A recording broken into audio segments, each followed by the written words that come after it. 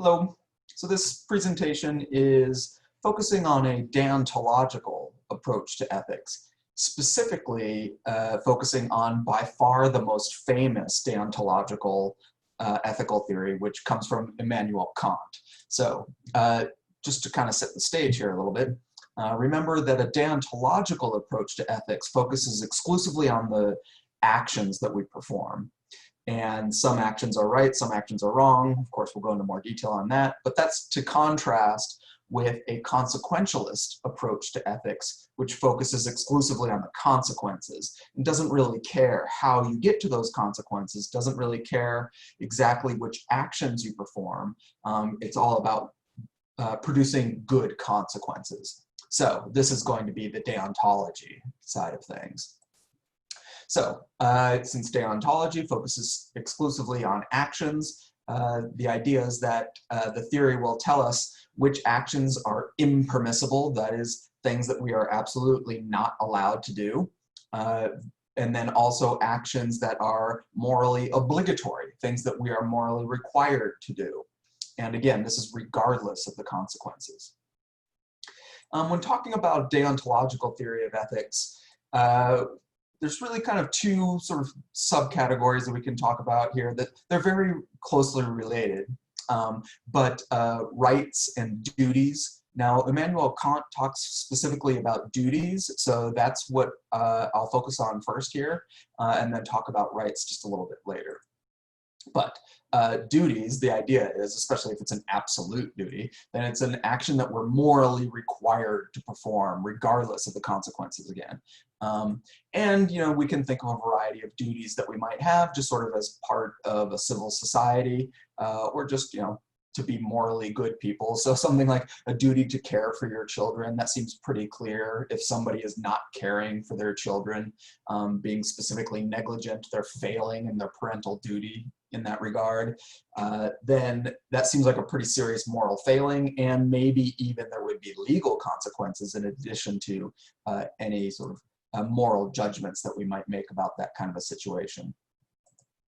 Okay, so then of course the real trick is figuring out what are the absolute duties. If we're going to have a set of duties that are absolute, morally obligatory, then the whole point is to come up with a list so that we know when we're doing the right thing or not. Because that's what's good about a deontological theory of ethics. It just sort of tells us what the rules are. In fact, that, as you can see here up at the top, that's another way of talking about this, is to call them absolute rules. So we don't have to do all of these sort of calculations about maximizing happiness and minimizing suffering like we might do in utilitarianism. And instead, you just know, are you following the rules or not? Are you fulfilling the duties or not? But if we use existing legal codes, so government established laws, that's problematic because some laws could be immoral or just sort of irrelevant to morality, really. Or there could be some things that we think of are pretty serious moral duties that just don't show up in our legal codes. Using religion very frequently will have sort of a list of rules, commandments, right, that we're supposed to follow. But that's, of course, famously difficult because different religions have different rules and different duties. And so we would have to first establish which is the correct religion, and that's pretty much impossible. So Immanuel Kant, to finally specifically get to him, he wanted as much as possible to use what we might call pure logic, or rely as much as possible just on thinking through logically what we would believe to be the absolute duties. So how did he do that? Well, he actually has two different ways that are identified for how to establish the duties. Now, in Kant's larger work, which is famously very difficult and complicated structure of Kant's full theory of everything, but Kant thought that these two methods were logically equivalent, but nevertheless, we'll treat them as two separate methods here. So the first method involves thinking of what rule do you follow, what rules do all of us follow when we're performing actions. We don't necessarily always think of ourselves as following rules, but this is the way that Kant kind of approaches this topic, so that Just when you're going about your normal life, when you're not facing necessarily any serious ethical questions. If you want to accomplish something, Kant describes that as sort of you're following some kind of a rule or a maxim, which is just sort of an old-timey word for a rule or a guideline of some sort. And so you follow some kind of a rule when you're trying to get things done. Here's kind of a simple and somewhat silly one. So if I'm hungry, right, if I happen to be in that kind of a circumstance, then I will follow the rule to find food, right, to go to the grocery store or something like that. And so that is what Kant sometimes called a hypothetical rule, because it's an if, right? It's based on the possibility of me actually being in that kind of a situation, right? So if I'm hungry, then I would follow the rule of going to find food. Or suppose you're playing a game of chess and you're halfway through the game and the board is set up in a certain way, you know, the pieces are arranged in a certain way on the board, and now it's your turn. What should you do? Well, you follow a certain rule that's determined by the game you happen to be playing. So that's something that's for that particular circumstance. Like, okay, so that's stage setting. We haven't quite gotten to the full-blown like absolute duties, right? The ethical things here. So then when it comes to ethics, Kant thinks that when we're trying to figure out what rule to follow, we should follow whatever rule we think everybody should always follow. So, for example, somebody asks you a question. Now you have this decision to make. Do I follow the rule tell the truth, or do I follow the rule tell a lie? So which of these rules is the one that we think everybody should always follow? Well, if you think that everybody should always tell a lie to follow the rule, always lie, well, that just seems ridiculous, right? That communication would break down. Why would you even ever try to ask somebody a question because you know for sure that you're going to get a lie? Because the only reason to ask a question under those circumstances would be just out of curiosity as to what kind of a lie that they're going to give you today. Otherwise, it just seems completely illogical. It seems completely silly to be following the rule, to expect everyone to follow the rule, tell lies. So it seems like the rule that we think everybody should always follow is instead tell the truth. Right? That seems pretty straightforward. Some other examples that are probably fairly obvious. We're following, you know, this rule every day, all day, right? Kill people, always kill people, or never kill people. Which is the rule that we think everybody should always follow? Like, well, don't kill people, right? Don't murder. That seems like the one that's logical. Following the rule always, you know, kill people. It's like, well, clearly that's ridiculous. And so that definitely should not be the rule that we always follow. Same thing with stealing, you know, or just general dishonesty, deception, those sorts of things. We should follow, we think that everybody should always follow the rule, don't steal, don't murder, don't lie. Those are the ones that are logical. And so in this way, we can build up kind of a set of absolute rules or absolute duties that we should always be fulfilling. Okay, so that's Kant's first method. The second method, which, like I said, he does a lot of work to try to show that these are logically equivalent, but we're not going to get into those very complex details. Instead, we'll just treat this as a separate method of establishing the duties that ends up establishing all the same duties. So here's the second method, and it relies on this concept of intrinsic value. Something is intrinsically valuable if it's valuable in and of itself. That thing is the goal, it's sort of what you're aiming to preserve or maximize or support somehow. It's like that's our end that we're aiming at, is something that has intrinsic value. And Kant famously thought that rational persons like us have intrinsic value. Just to pause for a moment on what he means by a rational person. He doesn't automatically just mean human, because it can turn out that there are some humans that don't qualify as rational persons in Kant's sense. So to be a rational person, you need to have some reasonably robust amount of self-awareness. You need to have free will, autonomy, as he called it. And also you need to be able to have at least a basic understanding of right and wrong, a basic understanding of morality, what morality is, that there is such a thing as morality. You need to be able to understand that. Now, it could be that somebody is getting things radically wrong, right? They tend to do the wrong thing, promote bad stuff, but nevertheless, as long as they understand the basic difference between right and wrong, they understand the concept, even though they themselves are doing the wrong thing most of the time, as long as they understand the concepts of right and wrong, then they can qualify as a rational person. If you've heard about court cases where somebody, so to speak, pleads insanity, what that means in a legal sense actually follows somewhat closely to what Kant is talking about here. What they mean when somebody's pleading insanity, or their lawyers are pleading insanity as a defense against some crime, what they are trying to show is that the person either doesn't have autonomy, right? There's something, maybe they've got some mental illness that doesn't give them the ability to really act on on their own personal interests.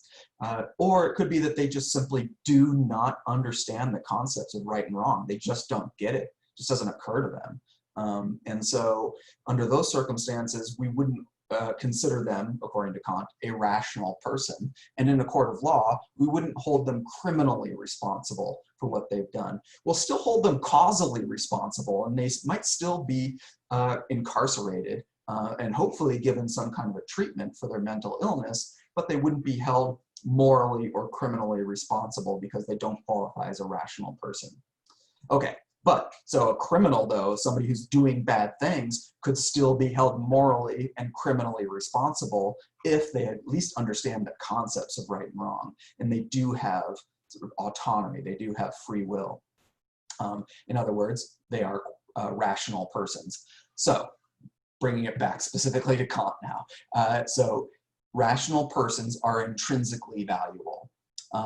And if rational persons are intrinsically valuable, then we should treat them that way. That is, we should respect their intrinsic value. So clearly, don't kill them, right? Because you're destroying intrinsic value if you do that. So that's clearly wrong. Don't lie to them. If you lie to somebody, presumably you're doing that in a way to maybe produce good consequences, and you're not respecting the intrinsic value of that person themselves. So the upshot is, as Kant says, always treat rational persons as an end in themselves, never merely as a means to an end. Right? You should treat them as intrinsically valuable, an end, a goal, something that we're trying to maximize and preserve. Never merely as a means to an end. That is, you're using them sort of as a tool to achieve better consequences or to benefit yourself, perhaps. And when we're telling lies or engaging in some kind of deception, or we're stealing, then we're not treating the intrinsically valuable rational persons as an end in themselves. We're instead trying to achieve some other consequences, and we're using them as a means, merely as a means to achieve those consequences. Now, one point of clarification here might be good. So consider a situation where you are, say, you're buying food at a grocery store, and so you've gathered up your food, and you go to check out, and there's a checkout person there, and then you go through this transaction. And so there's a sense in which you're sort of using the checkout person as a means to get the food that you want, to achieve these consequences of sort of benefiting yourself with food. Well, that's okay in this case, according to Kant, because the checkout person has consented to this transaction. You're not using the checkout person merely as a means to an end, but instead you are respecting them as intrinsically valuable, autonomous person by engaging in this transaction that they've consented to, because they benefit from it too, right? It's their job to do this, and they get paid for it, and they want to do it. And so you are not disrespecting them. You are not mistreating them by doing this.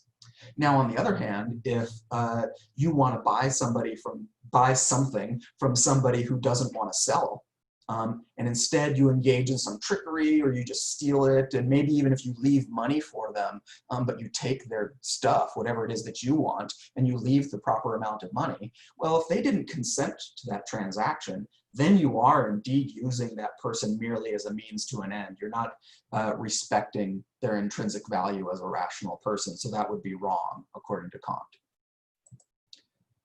Okay. So this is sometimes referred to as a categorical imperative. It's a famous phrase coming from Kant. So an imperative is something that you should do. And if something is categorical, then in this context, that means that it's sort of absolute. Like in any circumstance, it doesn't matter. This is categorical imperative. It's not just an imperative that you should sometimes do or under special circumstances or anything. It's categorical across the board. You might hear a politician sometimes, just to get across this idea of the meaning of categorical, that if they are accused of something, doing something illegal or unethical somehow, they might hold a press conference and say, I categorically deny these accusations. So when they say they categorically deny, they mean no matter what, I just absolutely deny this is completely false. There's no circumstances or way of thinking about this where it could be true. Categorically false. So when Kant talks about a categorical imperative, he means a similar thing, right? This is an imperative, a rule or a duty, a thing that we should do that's categorical. It applies in every circumstance. There's no exceptions. Okay, so that's sort of the basics of Kant's system here of establishing the duties and the rules, but there's some famous potential problems with Kant's approach here. Here's one of the most famous ones. We come up with some kind of a counterexample or a problematic situation for Kant. So suppose that we've got, as it's called, an inquiring murderer. That is, somebody who wants to murder a particular person, a rational person, and the person is hiding, the potential victim is hiding from the murderer, but you know where that person is hiding, and the murderer knows that you know where the person is hiding. So the murderer asks you, so, you know, where's my victim hiding? You better tell me, because I want to go kill them. And so the thought is then you would say, well, I'm a proper Kantian. The absolute rule, the categorical imperative here requires that I always tell the truth. So they're hiding in the closet. And then the murderer, of course, goes and kills them, finds them in the closet and kills them. So that seems bad, right? It seems like you have assisted in a murder. And so it seems like under these circumstances, Kant's absolute duties here are requiring you to do what intuitively seems like the wrong thing. And so this seems like a big problem for Kant. And this was actually an example that Kant faced in his own time. And, you know, Kant was extremely smart, so it wasn't going to be so easy to catch him. So he's got a response here. And the response is that the real rule here is not really always tell the truth. Because if that was the rule, then in order to follow that rule, you would constantly have to be saying true things, right? You know, always tell the truth. What, always, like every waking moment, constantly be saying true things? That doesn't make sense. That can't be the actual rule here. So, as Kant points out, the real rule is never lie, right? That's the absolute rule. Never tell a lie. So, when the inquiring murderer asks you where the person is hiding, then you don't have to tell them the truth. As long as you don't lie, then you're okay. So you just stay quiet, right? You just say, I refuse to answer the question. Then you haven't helped with the murder, plus you haven't broken one of these absolute rules, right? Failed to fulfill one of these absolute duties, so you're good. So maybe immediately after hearing that, you might think that's not an entirely adequate response because we've got this extra problem. Here's Kant's reply, just to show you that slide, right? Remain silent. But we've got this extra problem of the persistent inquiring murderer, right? So the murderer might not just say, oh gosh darn it, this person's not going to tell me where my victim is hiding, so I guess I'm foiled, I'll just go home and forget about killing anybody. Like, well, no. What if the murderer then says, well, I'm going to kill you unless you tell me where the person is hiding, where my victim is hiding. Or I'm going to ransack your house unless you tell me exactly where the person is hiding. So I'm going to find this person one way or another. So you better tell me to keep yourself safe. Then things get a little bit more difficult. One thing he could say is, yes, there will be bad consequences, right? You still refuse to answer, and so you are not helping the murderer, but now the murderer kills you or does some other kind of harm to you or tears apart your house and then kills the person anyway. So we still had the bad consequences, but remember, this is a deontological approach to ethics, and so it doesn't really care about the consequences. So as long as you stick to your duty, right, you fulfill your duty and you don't sort of break any of the absolute rules, then you know that you are morally off the hook, right? You are morally okay. And it's the murderer who's the bad one. And so at least from a straightforward moral perspective, Kant says you're still in the good. Now that might not sound so great for you because you've now suffered as a result of this, but at least you did the morally correct thing. That's part of the idea. The other thing that Kant says that's maybe not super satisfying is that you never really know what the consequences will be, right? The consequences by definition are in the future. So even if you do tell the murderer where the person was hiding the last time you saw them, it's not clear that that person's still going to be hiding in the same place, or maybe they'll be able to defend themselves, or something else will happen. And so since the consequences are uncertain, stick to what's certain, which is you fulfilling your duties and following the absolute rules. Well, that might not be real satisfying, right? Because you might know darn well that the person really is hiding in the closet and that this murderer will really find them there and will actually kill them, you might say, with 99% probability that's going to happen. Like I said, this might not sound super satisfying. Nevertheless, again, as long as you're following the rules, you're doing what's morally required for you, then you're doing the right thing, according to Kant. Another related problem, well, I guess just to focus on this just a little bit more before we jump to another one, is that what we could do, one suggestion that Kantians, that is, people who follow Kant, have suggested to try to save Kant's theory in the face of this problem of the inquiring murderer, is maybe we need more detailed rules. This whole idea of like never tell a lie, it's like maybe that's too broad. Maybe we need to like have more specialized rules that everybody should always follow. So for example, never lie unless somebody's life is on the line, right? And then it might be when the inquiring murderer comes along, instead of just staying quiet or actually telling the murderer where the person is hiding, instead you can come up with a lie, in this case, to send the murderer off on the wrong track, right? To misdirect the murderer and save this person's life. So then you're following the absolute rule and you've saved somebody's life. So this seems like an even better result than Kant's original response. Well, this actually is not an option within Kant's system of ethics. Because if you start setting up all of these individual sort of more detailed rules, well, first of all, you might have way too many rules. I mean, think of how many special circumstances you would have to set up for every absolute rule. You could end up with thousands and thousands of individual rules. So that's already a complication. But beyond that, think of the motivation for developing these more detailed rules, right? Rather than never lie, now you've got never lie unless somebody's life is in danger. And then, so the whole unless somebody's life is in danger, well, that's taking into account consequences, right? You're saying never tell a lie unless the consequences are unacceptably bad.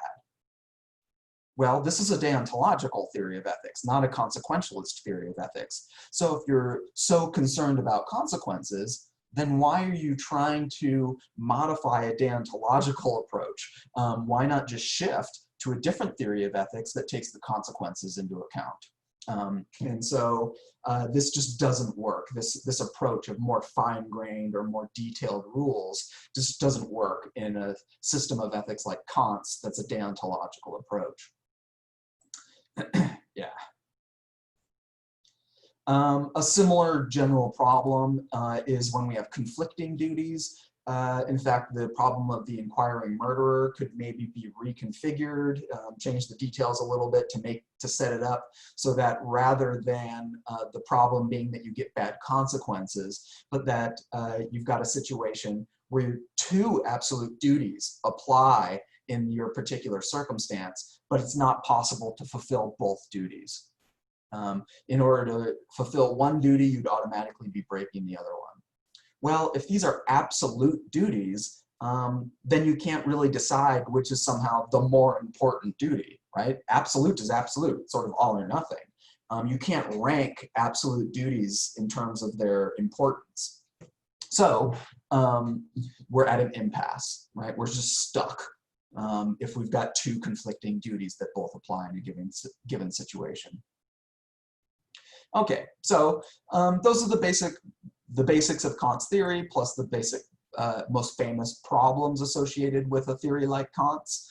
One thing that we can say, though, some good aspects of Kant's system, or any system of absolute rules, you know, a deontological theory of ethics, it establishes consistency, right?